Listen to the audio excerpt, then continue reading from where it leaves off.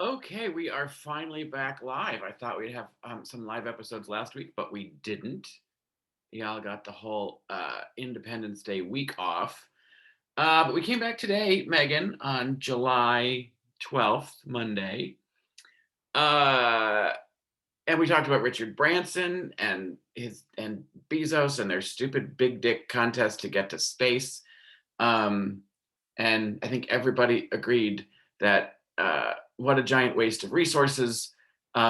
These billionaire assholes could better serve humanity by paying their employees a livable wage, making sure they have health care, um, contributing to combating climate crisis, helping to make sure we end poverty around the world, clean drinking water around the world, and write a check, fix Flint. Um, but no, they decide that they want to go to space on their penis machines. So they're assholes. And Valerie Bertinelli, you didn't really get to chime in on this one, but God bless her and her shaming of the trolls that were trying to fat shame her. She's just a treasure. Anyway, the big topic was the rebellions going on in Cuba right now, and I kind of thought you'd get on this bus because you're so hot on all of the repression of freedom in Russia.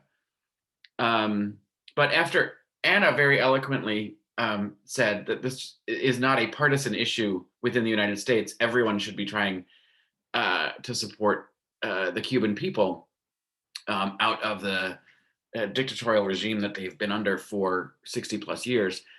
You decide to make it political. First, you say something wildly inaccurate and say these people have been living under conditions that don't include basic things like internet, which is incorrect. They've had internet access for several years. The government has taken away internet access during these rebellions. I don't think they want people posting about the protests themselves or what's happening to the people who are getting protested, which is jailed, beaten, and killed. But you decide to go on a tirade about Bernie Sanders, the leader of the Democratic Party, or at least a part of it, you say, praising Castro. And that's disingenuous and a giant misrepresentation of what he did. He said at the beginning of Castro's regime, he instituted a literacy program to get more people to be able to read, and he said that was a good thing. Why he chose to highlight one thing that may have been helpful out of a decades-long totalitarian regime in which he tortured and murdered and oppressed the entire population of Cuba is beyond me. But he was also resoundingly criticized by Republicans and Democrats alike. Very publicly and prominent Democrats said, this is a bad take, Bernie. Because on the Democratic side, we don't get as tribal as you Republican folk do and decide to defend some scaredy cat asshat who leaves his freezing constituents in Texas and goes to Mexico for a week to escort his daughters. We will criticize and say, you know what, that's not the right thing. We're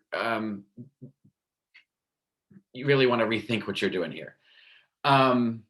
Instead of going all in for the fascist who's in the White House in our party. We don't have any fascists in our party in the White House that I'm aware of. We tend not to like those folks.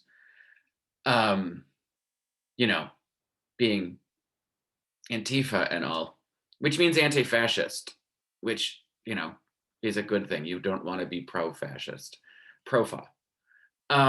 Which is apparently what the Republican Party wants to become. Joy sort of alluded to this, but this is the thing, Megan. You use this opportunity to throw out socialism as being so incredibly dangerous, which and then equate it to communism.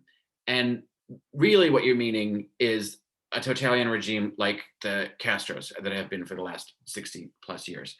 And socialism is not in any way related to those kinds of fascist, totalitarian, authoritarian regimes. That is not what socialism is about. It's about um, everyone contributing, including the highest earners, for everyone's benefit. It's about making sure that everyone is taken care of by the contributions of everyone. Um, so that nasty, equating socialism to anything that's happened in Cuba over the last 60 years is really disingenuous. And it's part of the problem in this country. The last guy, your little leader, the orange toddler, was working very hard to become a Castro or a Kim Jong-un or a Putin. And if he weren't so just blatantly dumb, we would have come closer to it.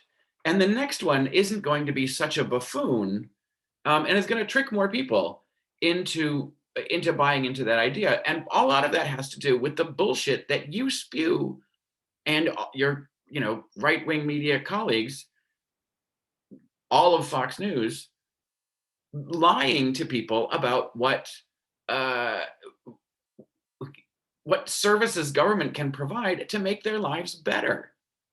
And somehow you've gotten them to believe that that those kinds of services that help not just them but other people too are a detriment to society. So people then vote against their own self-interest about getting benefit for themselves because somehow it also benefits someone else. It's quite a staggering brainwash process that y'all have gone through over the last 40 years that has worked remarkably well, and it's terrifying.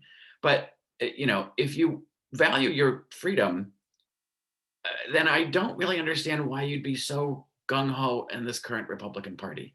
But your last little bit was about some rally in DC that was against anti-Semitism, which you referred to as hot, which I guess you mean the weather, but it was unclear. But is that going to be your new thing? You're going to get into the activist space? Because that'll be interesting to watch you bungle that one too.